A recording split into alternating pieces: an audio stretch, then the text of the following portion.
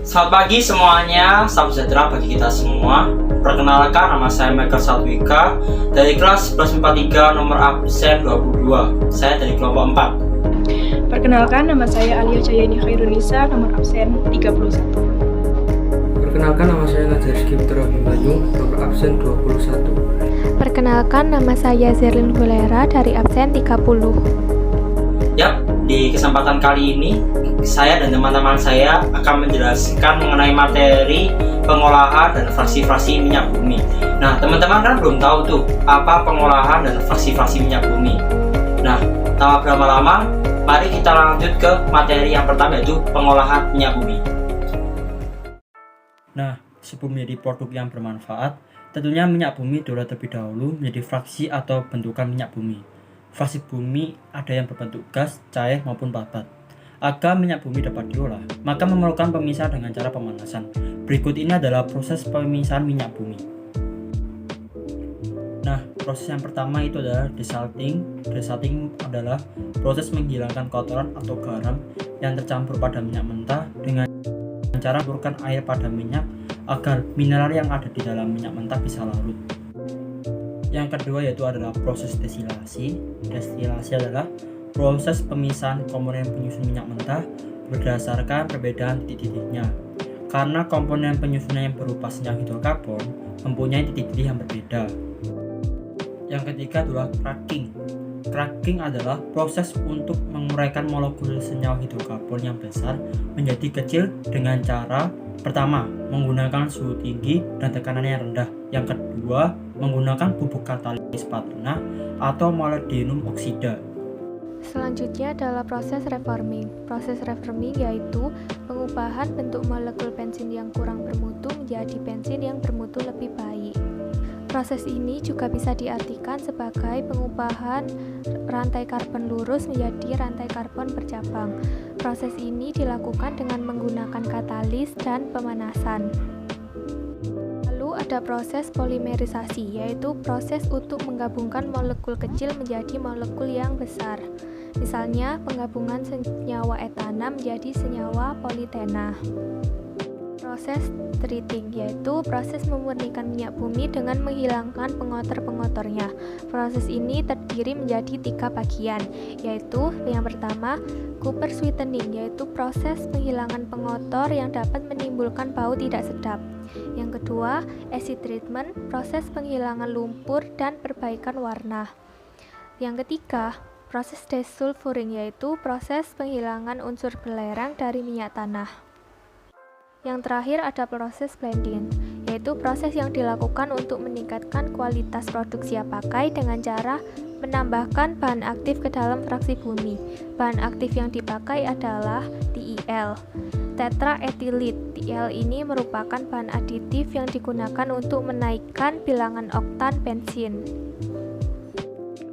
Materi selanjutnya yaitu mengenai fraksi-fraksi minyak bumi. Proses distilasi minyak bumi menghasilkan fraksi-fraksi minyak bumi. Nah, bisa dilihat gambar ini merupakan gambar dari proses distilasi bertingkat minyak bumi. Fraksi-fraksi minyak bumi yang diperoleh dapat dilihat dalam tabel berikut. Mari kita bahas satu persatu. Fraksi minyak bumi yang pertama yaitu LPG. LPG atau Liquefied Petroleum Gas merupakan gas hasil pengolahan minyak bumi yang dicairkan. Komponen utama LPG yaitu propana dan butana, sehingga jumlah atom C pada LPG yaitu C1 hingga C4. Titik-titik dari LPG yaitu minus 160 derajat Celcius hingga 30 derajat Celcius. Kegunaan dari LPG yaitu sebagai bahan bakar rumah tangga, bahan baku industri kimia atau petrokimia, sumber gas hidrogen, dan pemanas ruangan di negara-negara musim dingin. Fraksi minyak bumi yang kedua yaitu petroleum ether. Petroleum ether dihasilkan dari proses pengolahan minyak mentah pada suhu 30 derajat Celcius hingga 90 derajat Celcius dengan jumlah atom C yaitu C5 hingga C7. Petroleum ether merupakan senyawa hidrokarbon yang terdiri atas campuran pentana, heksana, dan heptana. Fraksi minyak mentah ini digunakan sebagai pelarut dalam industri dan dry cleaning. Fraksi minyak bumi yang selanjutnya yaitu bensin atau gasoline. Bensin terkandung dalam minyak bumi sebanyak 15 hingga 30%. Senyawa hidrokarbon yang menyusun bensin mempunyai atom C5 hingga C12 dengan titik didih 70 derajat Celcius hingga 140 derajat Celcius. Bensin digunakan sebagai bahan bakar kendaraan bermotor, bahan bakar penerbangan bermesin piston, dan umpan proses petrokimia. Fraksi minyak mentah selanjutnya yaitu nafta.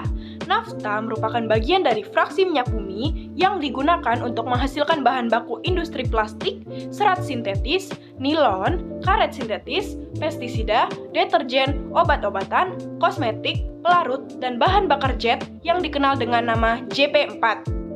Senyawa hidrokarbon yang menyusun nafta yaitu C6 hingga C12 dengan titik didih 140 derajat Celcius hingga 180 derajat Celcius. Nafta dapat diolah menjadi bensin atau bahan petrokimia yang lain melalui proses cracking atau kertakan. Proses kertakan merupakan proses pemecahan molekul alkalina besar menjadi molekul yang lebih sederhana. Fraksi minyak bumi yang selanjutnya yaitu minyak tanah atau kerosin.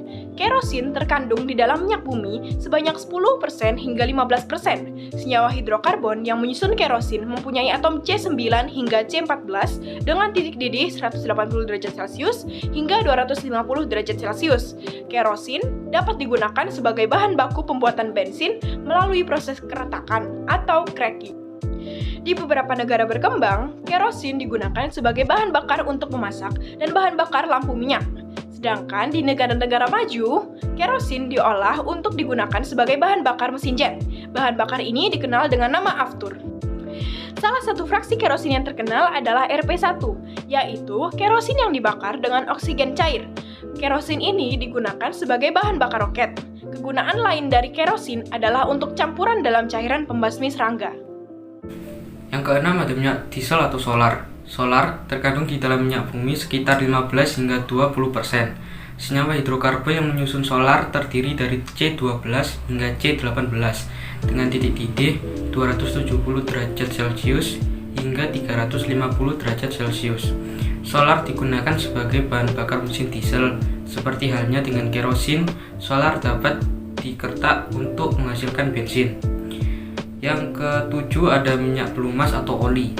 Minyak pelumas tersusun atas senyawa hidrokarbon dengan jumlah atom C18 hingga C22 dan titik didih 350 derajat Celcius ke atas. Minyak pelumas digunakan sebagai pelumas mesin atau lubrikan. Yang kedelapan ada parafin.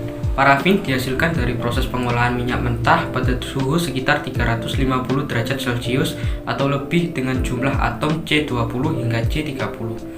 Parafin merupakan zat padat dengan titik cair rendah, umumnya tercampur dengan oli. Parafin dipisahkan dari oli dengan cara memanaskan fraksi oli, lalu dipisahkan. Parafin digunakan sebagai bahan baku lilin, baik lilin untuk penerangan, batik, maupun kosmetik. Yang kesembilan ada residu. Residu terkandung di dalam minyak bumi sebanyak 40 hingga 50%. Residu dapat digunakan untuk membuat minyak gosok atau gemuk dan lilin. Keduanya mempunyai jumlah atom C25 ke atas dengan titik didih 350 derajat Celcius ke atas. Untuk memperoleh minyak gosok dan lilin dari residu, hidrokarbon dalam residu harus didistilasi atau disuling. Lilin dipisahkan dari minyak gosok dengan ekstraksi pelarut. Residu yang dihasilkan dari proses distilasi pada menara fraksinasi diolah kembali di unit distilasi vakum.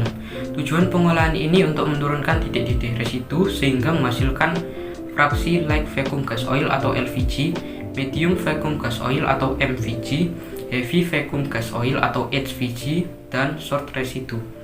Fraksi MVG dan HVG masih bisa diolah lagi di unit polipropilin untuk menghasilkan biji plastik. Sementara itu, LVG akan dicampur dengan solar untuk menaikkan angka setana. Sedangkan fraksi short residue diolah lagi menjadi aspal. Angka setana adalah angka yang dipakai untuk menyatakan kualitas penyalaan atau keterlambatan pengapian dari bahan bakar diesel. Pada mesin diesel tertentu, bahan bakar dengan angka setana yang lebih tinggi akan memiliki penundaan pengapian yang lebih singkat daripada dengan angka setana yang rendah. Sekian dari kelompok kami, mohon maaf bila ada salah kata. Semoga materi yang disampaikan dapat bermanfaat bagi kalian semua. Wassalamualaikum warahmatullahi wabarakatuh.